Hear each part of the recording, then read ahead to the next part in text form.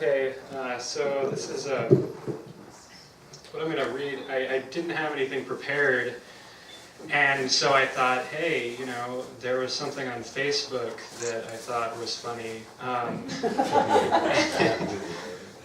It's kind of a found poem from my. I posted this thing, and I'm just going to go ahead and read it because I think it has an interesting intertextuality in it. So I'm just going to read it exactly the way it is. This is what I posted. Just to give a little context, I derived this from the Gandavyuha Sutra, and I was trying to take the Buddhist philosophy of interpenetration and adapt it to like a kind of materialistic explanation, sort of. Anyway, so whether consciousness is a byproduct of the brain or not, the individual human mind is so similar in nature to all others that it may be treated in practice as the same, but it's in its own context. Our natural tendency is to view others as objects and only the self as the subject. But to have a more accurate picture of the human world, the self must treat all others as the subject placed in different contexts. So, comment feed. This is Matthew Newsham. True that.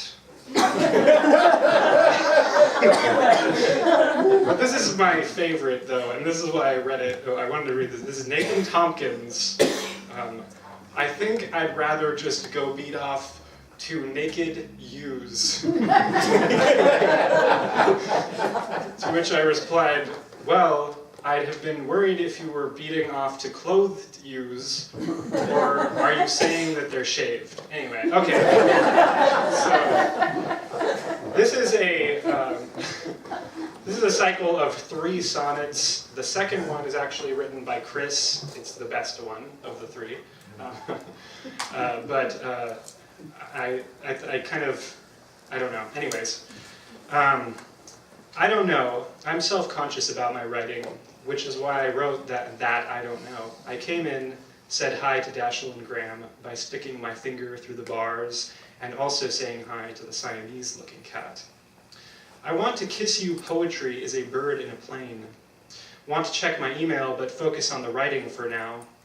Then I sat down beside this big, fluffy Maine Coon-looking cat, which has green eyes, and is currently relaxing, licking his paw, distracting me, to write distance instead of dozen. And then I wonder why I'm not typing about you. Thinking about you, that would have been good. Because it feels nice. I see now that my thoughts are faster than my typing by a lot. Now, this is a poem by Chris, which actually I think has a lot of other references that I don't really understand, but never stop communicating with yams. Never stop communicating with yams. Endless sonnets unspool forth from silver screens. Phosphorescent dragons swirl around the heads of weeping children in parents' clothing, tiny feet swimming in giant boots. Thoughts faster than my typing by a lot. Fairy tales hold a certain charm.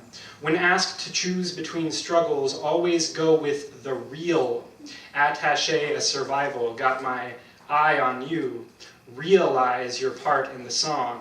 Throw aside all loose-fitting souls. Velvet dragon prepares to enter the inner ear. Won't be the same after this restroom encounter. Quick line, never. Quick line. Deadly presumption. This is not a beret. This is not a smile. Abundance abounds. No shit. I want for nothing. And circle and devour imagined enemies, subsuming them in your story, but do not be surprised when they reveal themselves to be lovers. There is but one. Multiply exponentially, then repeat infinitely. Now, this is my version.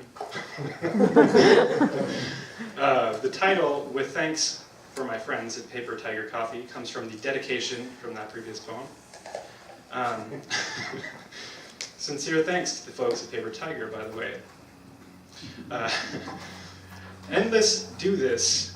Typing screens be the same as dragons on you. This head's abundance. Shit parents never, and the thoughts then want themselves. Unspool to choose a go with. In story, the eye dragon got enemies. Be not ear, I reveal after your one weeping quit to encircle lying lovers. Song is clothing, is them, this velvet not.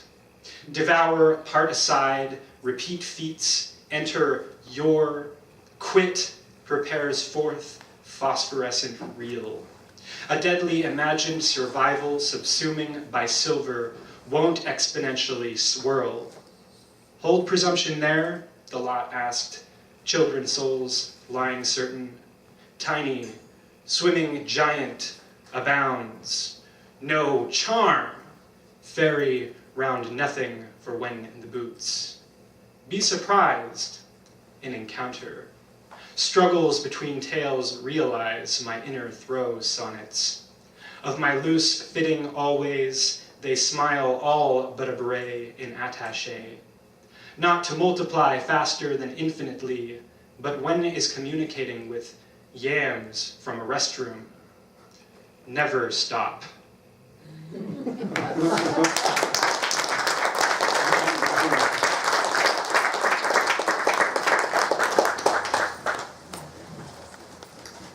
Thanks, Dave.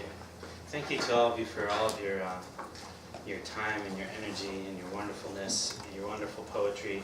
I don't see her, but I wanted to start by thanking Mel, who once again said, go for it, let's do it, let's go all the way to the end. Maybe she passed out. Maybe she yeah, she went home. Yeah. We're staying here tonight because she just said, fuck it, and she left.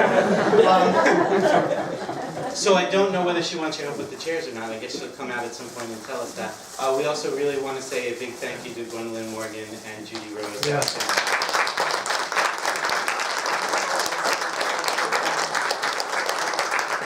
We'd love to have both of you here again. I hope that you'll come back and just participate in the open mic at some point if you feel like it.